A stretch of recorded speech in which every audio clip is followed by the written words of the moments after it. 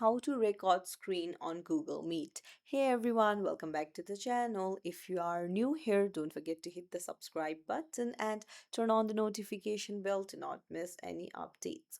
Unfortunately, to record screen on Google Meet, you need the premium subscription. I'll show you how to do it.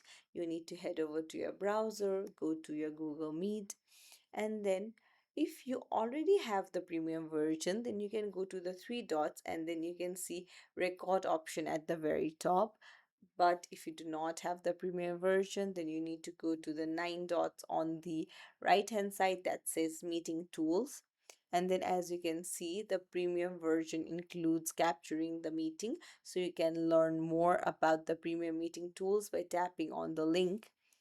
And then you can see try Google Workspace today.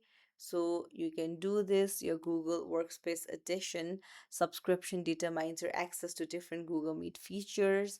Find out what editions have access to which premium Google Meet features, and then you can record the meeting. So that is how it works. If you found this tutorial helpful, don't forget to like the video and subscribe to our channel. Thank you for watching.